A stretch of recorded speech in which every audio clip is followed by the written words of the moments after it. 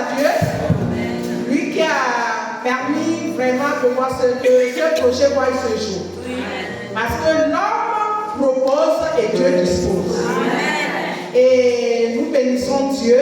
Pour notre arrivée ici, ce n'était pas facile, mais nous sommes là au milieu de vous ce soir. Je viens et je déclare ouvert le mouvement de ce séminaire, première édition de Bambini et ses annexes. Femmes chrétiennes, tes actes de foi sont-ils compatibles à ton caractère et ton témoignage? C'est notre thème. C'est notre thème pendant 3 jours. Dieu veut faire de grandes choses avec Bambini et ses annexes. Ce thème-là est la bienvenue parce que Dieu veut que notre foi reflète nos actes, notre témoignage, notre caractère.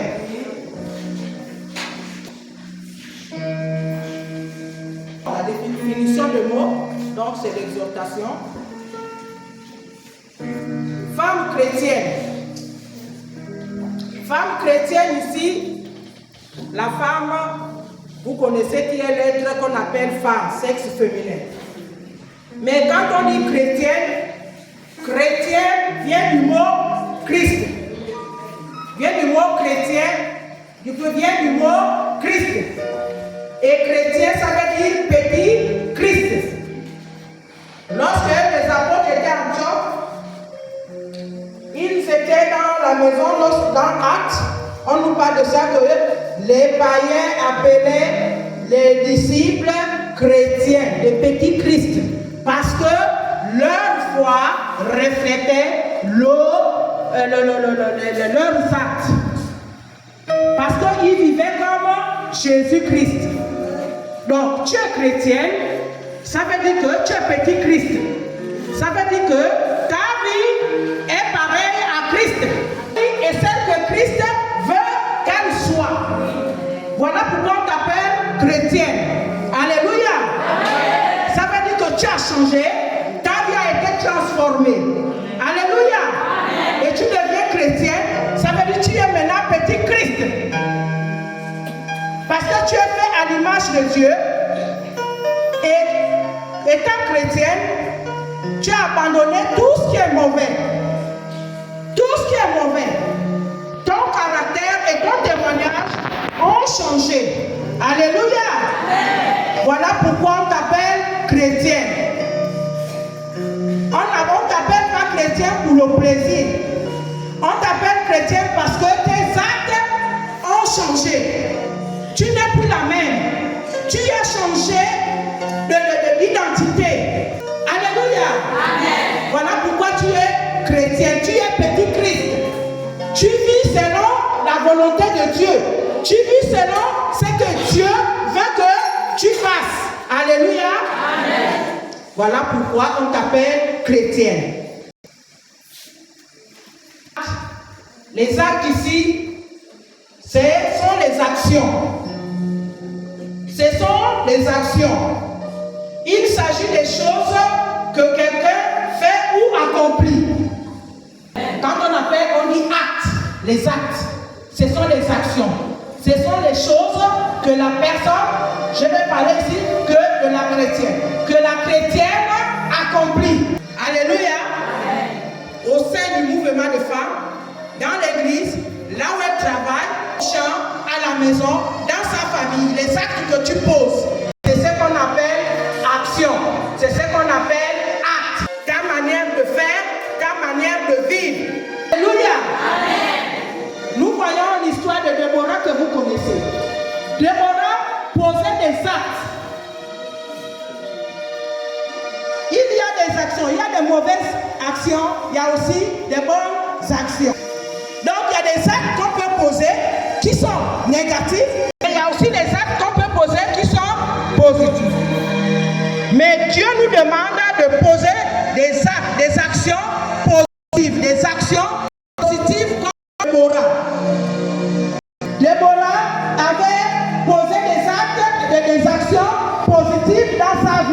Alléluia. Amen. Les voleurs avaient posé des actes positifs dans sa vie. Nous parlons d'Esther, nous parlons de Ruth. Ce sont des femmes qui ont posé des actions positives dans leur vie. J'avais des bons témoignages, bons caractères.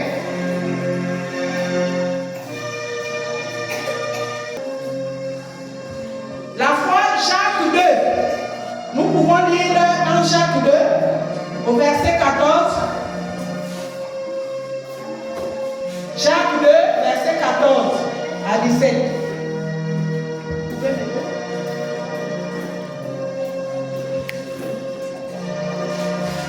Jacques 2, verset à 17. Je lis la parole de Dieu.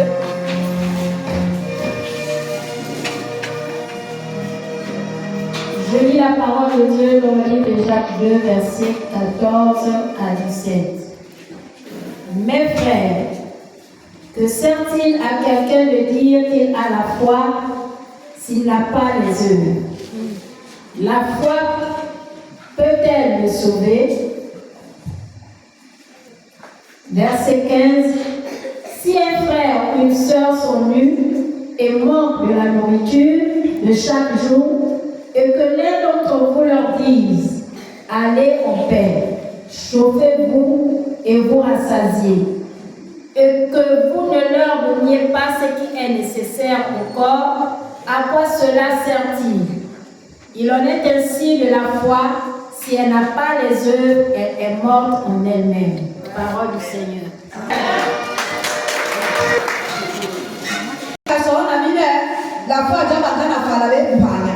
La foi qui sauve est toujours une foi vivante. Qui ne se limite pas au simple fait de confesser. Elle ne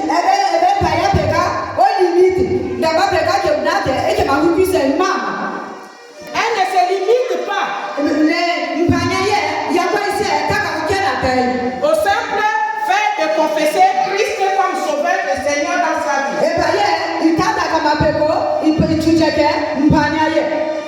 Mais qui lui rend obéissance.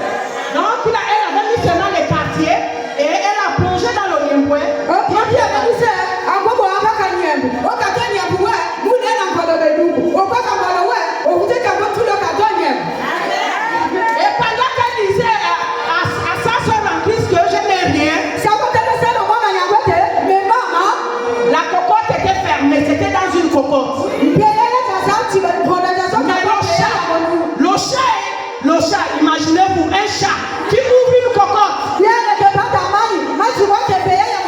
chat ouvre la cocotte. Il prend seulement par la tête. Le seulement par la tête.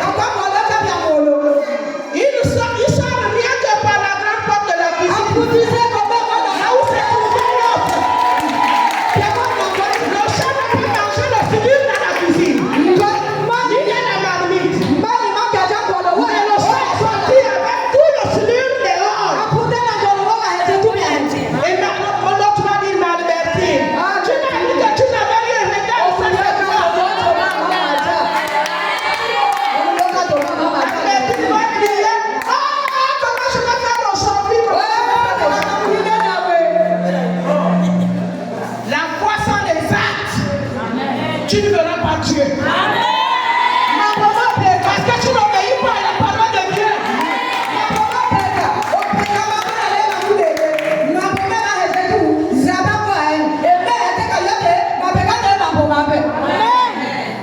Tu ne poses pas les actes que Dieu veut. Tu n'obéis pas à sa parole. Tu es égoïste. Tu penses à toi-même. Tu ne penses pas à l'autre. Et tu dis que tu es chrétien. Jésus-Christ passe aux autres. Lorsqu'on est chrétien,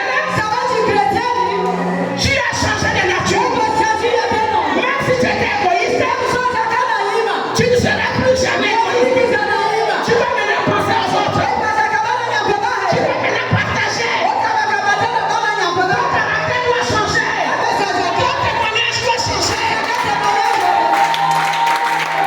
Mais quand tu viens à l'église, tu as une autre identité. On va te donner la communion sans confesser.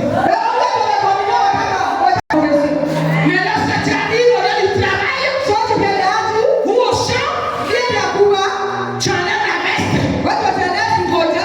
et tu prends la bouche, tu allonges jusque là-bas. Est-ce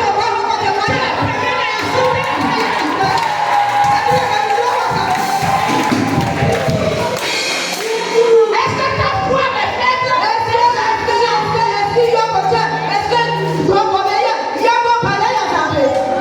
Ton témoignage, il est comment? Ton témoignage, il est comment? Est-ce que ton témoignage peut amener ton mari en Christ? Est-ce que ton témoignage peut amener ton mari en Christ?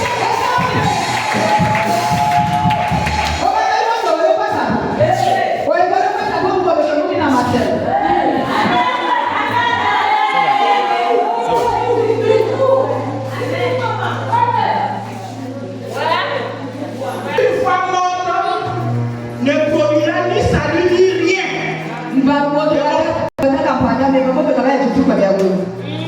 Ni rien de bon. Parce que ta foi, elle est morte. Ta foi, elle est morte. Ta foi n'est pas vivante. Et tu demandes à Dieu de te bénir. Tu demandes à Dieu de bénir ton foyer. Mais si toi-même, ta foi est morte, tu as un mauvais caractère.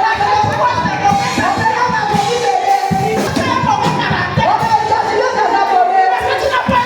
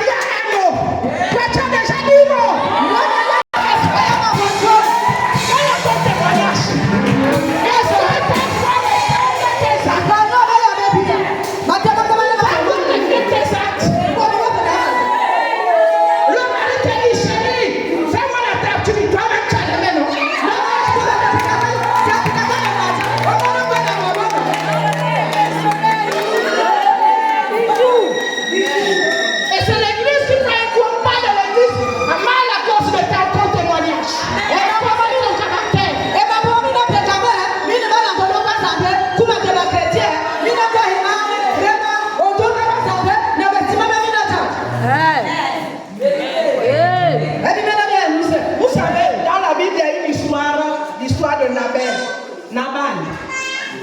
Nabal et Abigail, c'est un couple. Nabal était un homme égoïste, méchant, très mauvais caractère, mauvais témoignage, même avec ses employés. Mais il avait une femme douce. Il avait une femme qui avait un bon témoignage. Une femme qui était soumise à cet homme mauvais. Abigail était soumise à son mari. Regarde tout ce que le mari pouvait faire subir. Abigail était soumise à son mari. Elle respectait son mari. Abigail respectait son mari. Elle était soumise à son mari. Elle aimait tout le monde. Elle aimait tout le monde. Alléluia. Elle posait des actes de foi. Un jour, même le bien, Nabal ne reconnaît pas le bien de quelqu'un. David avait fait du bien au serviteur de Nabal.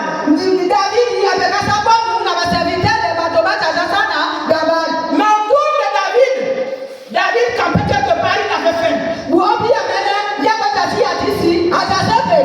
Il avait envoyé ses serviteurs. Allez-y chez Nabal. Il a fait de temps ses bêtes.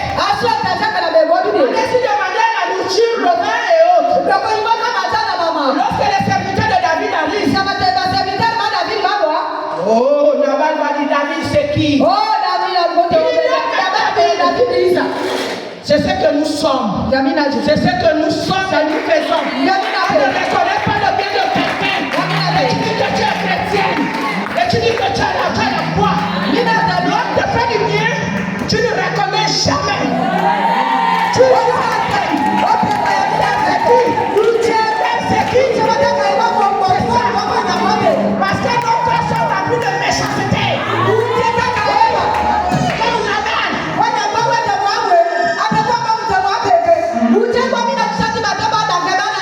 Même dans la famille, tu ne reconnais pas le bien des autres. Tu as un mauvais caractère même dans ta famille. Toujours seul là. Oh. Mais c'est une malédiction. C'est une malédiction. Mais écoutez l'histoire. Les serviteurs de David sont repartis. Dis à David ce qui s'était passé. David furieux. Il a pris ses serviteurs et autres, il dit aujourd'hui je vais exterminer Nabal et sa famille. Parce que ne racontait pas le bien. Les serviteurs de Nabal sont partis vite voir Abigail. Abigail, c'est que le chef a fait. Abigail, qu'est-ce qu'elle a fait? Elle a renversé la situation. Parce que David voulait aller exterminer toute la famille. Mais en faisant le bien, elle a changé complètement. Elle a changé la situation. Elle a tout déménagé. Elle a pris la nourriture. Tout ce que David avait besoin. Elle a dit au serviteur, allons-y à la rencontre de David. Elle arrive ici. Elle est partie. Elle s'est, en tout cas, ça géniait devant elle. Elle a demandé pardon. Elle a supplié David. Elle a donné à David ce qu'il fallait. Et la colère de David s'est apaisée. Et David a exterminé sa famille. C'est ce que nous vivons dans nos vies. Tu pries que Dieu délivre ta famille. Mais tu ne poses pas des actes. Tu n'obéis pas à la parole de Dieu. Tu as un mauvais caractère.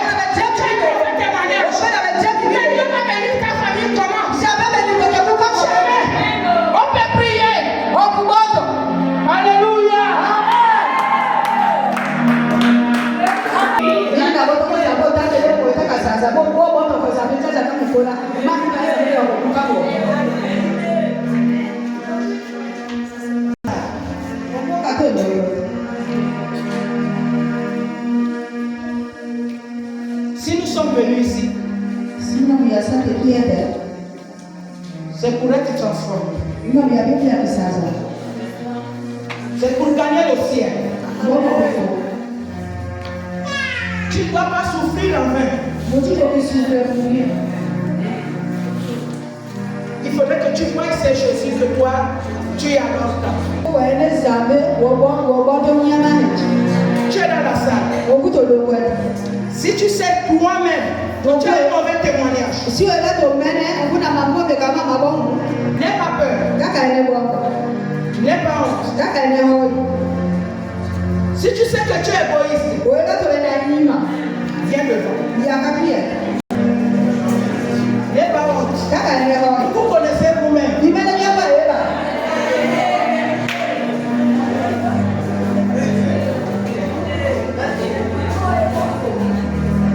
N'hésitez pas à venir devant. Dieu va bénir vos familles. Mais vos caractères font blocage. Vos caractères, vos témoignages font obstacle. La bénédiction, elle est là, suspendue. Le mur est là. Le mur là, c'est ton témoignage. Le mauvais témoignage. Tu veux te marier. Tu veux guérir. Tu veux que les enfants réussissent. Viens devant. Tu n'es pas venu ici en fait. N'aie pas peur.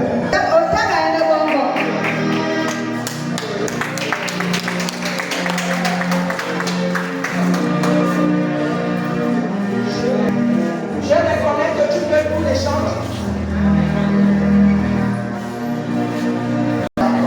Vous savez, à l'époque de Daniel, quand Dieu avait donné le date, il va délivrer son peuple de l'esclavage après 70 ans. Et quelques semaines, la date était arrivée. La date était arrivée. Mais ils étaient toujours en esclavage. Daniel est parti consulter Dieu. Mais Dieu a dit, c'est pas moi. J'ai libéré. C'est là. Mais le roi perse a mis un mur. Donc, le mauvais témoignage, le mauvais caractère, met un mur entre vous et votre bénédiction. Vous allez demander beaucoup de choses à Dieu. Mais cela n'arrive pas.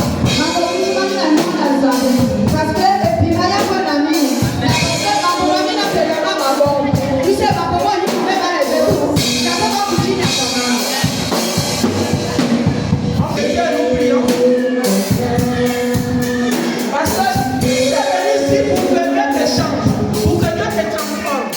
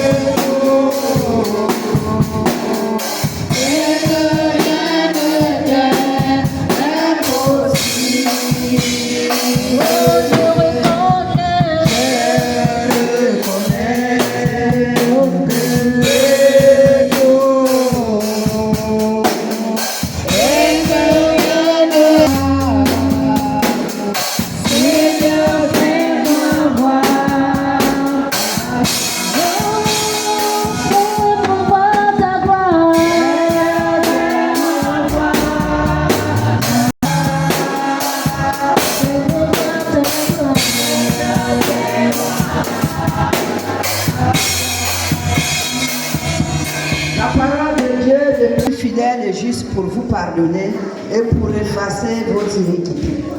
C'est une grâce. Et c'est le Seigneur qui est présent. Ne nous voyez pas. Nous sommes les instruments que le Seigneur utilise.